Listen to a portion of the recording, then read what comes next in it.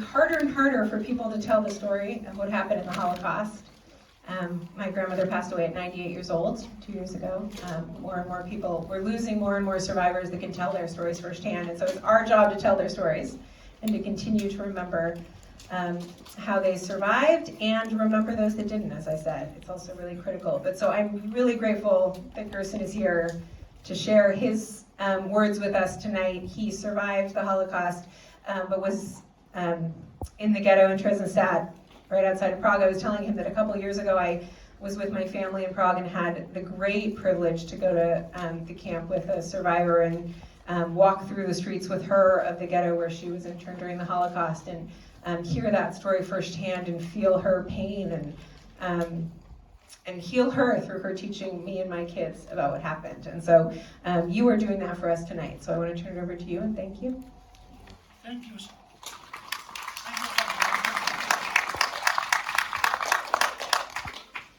Okay, I hope you can all hear me.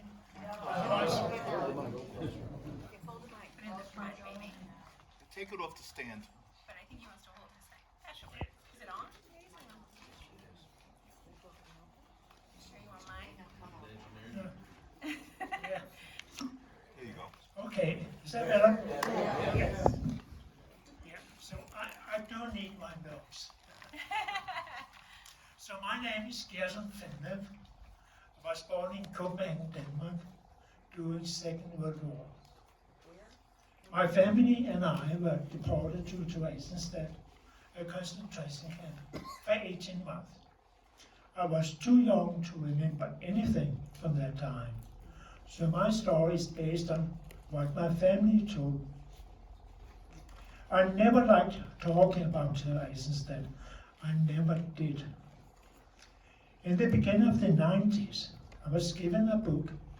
I never saw another butterfly. Poems and drawings by children in Theresienstadt. I had to read the epilogue many, many times.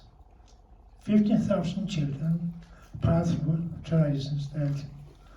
100 came home. I kept repeating the numbers. I couldn't relate those numbers to my own experience. I survived. My brother survived. And I know other Danish children who survived. How could we be that lucky? But then I realized luck was to be born Danish, because Denmark made it possible for us to survive. And I began to talk about Theresienstadt. Not much, but some. And now I'm here. Nazi Germany occupied Denmark 9th April 1940. The Danish government decided to cooperate with Germany when possible, which meant no action against the Danish Jews. The 7,000 Jews in Denmark continued living as they lived before the occupation. I was born November 1941. The relative peaceful situation in Denmark began to change during 1943. Sabotage in Denmark increased, which harmed export to Germany. Germany's attitude began to change, and it sent the Danish government an ultimatum: declare a state of emergency and condemn capture sabotage to death. The Danish government refused and resigned, and the situation in Denmark changed completely. Germany decided to begin actions against the Danish Jews. This was linked to the Danish political leaders who warned the Jewish community and urged everybody to go into hiding immediately. My parents decided that their best option was for my father to see a friend who could help us get to Sweden. It was too difficult to hide the two small children. Therefore, my mother stayed in our home with me and my brother while my father was away. My father's sister, Rakel, decided to stay with my mother because she was alone with my brother and me. That night we were woken by the doorbell and loud knocking.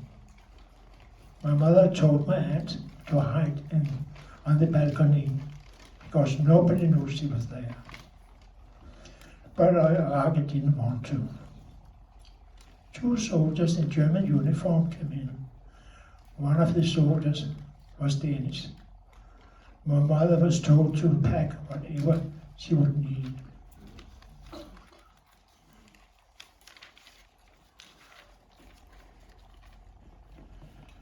The Danish Nazi asked Rachel if she was Jewish.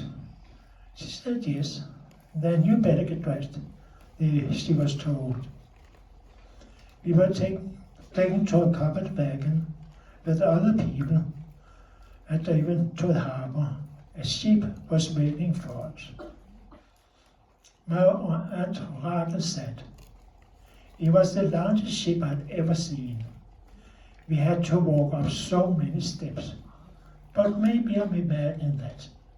We were very afraid. Then we had to go down to the hold. Nothing to sit on and nothing to eat or drink. We were too afraid to be hungry. We sailed to Assemblymember, a town in Germany. Cattle cars were waiting for us. We were pushed into the cattle cars. There was nothing to sit in and only a little window with iron bars for air. We had nothing to drink or eat. The train stopped twice a day. We could get off and relieve ourselves and we might get something to drink. German soldiers stood there, some were laughing, a few things ashamed. For 3 days we rode in the train before arriving into Eisenstadt. Some people died on the way. Eisenstadt was very different from other concentration camps. It was self-governed. Its Jewish administration was selected by the Nazi administration. It was many prominent artists, writers, and scholars were imprisoned there. Therefore, a lot of art and music was created by prisoners in Eisenstadt. It was a transit camp and not a death camp. Still, many people died from hunger or sickness. Some were directly killed by the Nazis. When we arrived, we had to get out of the train. We had to line up at long tables and over everything valuable, or we would be killed, we were told. We were placed by a table and given a kind of soup made of potato peels with cumin and a piece of bread. We were put in a large room that smelled very badly. We slept in our clothes on hay. The first building we lived in was a barrack with bunk beds in 3 levels. 16 women and children were placed in 215 square feet. It was very cold. Bugs were a major problem. It was not possible to get away from them. We knew nothing about my dad. But one day, after we had been there about 10 days, my aunt suddenly saw my dad. He looked terrible, she told me. When he returned to our apartment in Copenhagen to get us, he learned from the building superintendent that we had been taken by the Nazis. He tried to get on a boat to escape to Sweden, but someone informed on him, and he was taken to an internment camp in Denmark for 1 or 2 weeks and eventually sent to Eisenstadt. My dad lived in another barrack in a room with 15 other men. Hunger and fear was always present from the moment one arrived into Eisenstadt. We would line up for food 7 a.m. at noon and again at 7 p.m. It was always variation of thin soup made from potato peels and cumin. We received some bread every second or third day. The bread would always be covered with fleas if we tried to save it for the next day. Everybody was starving. I lost a lot of weight, was often sick. During the spring of 1944, we began to receive food packages from Denmark. Ordinary people organized by a network of Lutheran pastors sent packages through the postal service from Denmark to Theresienstadt. To their surprise, the packages arrived at the camp. It is remarkable that Denmark was the only country that never gave up on its Jewish citizens. Danish leader insisted that Danish Red Cross be allowed to visit Theresienstadt to gather first-hand information. Germany wanted peace and quiet in Denmark because it needed food import from Denmark. After considerable stalling, Germany authorized the visit by Red Cross in June 1944. In preparation for the Red Cross visit, the route the visitors took was made attractive with playgrounds, flower beds, cafes, and how the houses were being painted. To make the camp less crowded, 7,500 people were sent on transport east. We moved to a room in the house with my dad. The room was a pass-through to another room with another family. The room had a pantry where Rakel had a bed. Red Cross representatives were able to observe concerts in the park, organized games like soccer and children's opera. Everything was moved after Red Cross visit. The new playgrounds had only been used for a very short time. Red Cross gave a positive report for their visit. They were afraid a correct description would make our conditions worse. For the Nazi, the visit was a great success. They decided to make a propaganda movie directed by Gerson from Berlin, a well-known German director. When the movie was finished, Gerson, his family, everybody who had participated in it, including children, were transported to Auschwitz. Fear of being selected for transport was always present. So what is a transport? The Nazi administration gave instruction to the Jewish administration to select people to be transported east by train. People who were selected to transport were never heard from again. We now know most transport went to Auschwitz and many people were killed on arrival, especially old, sick, and women with small children, and children who could not work.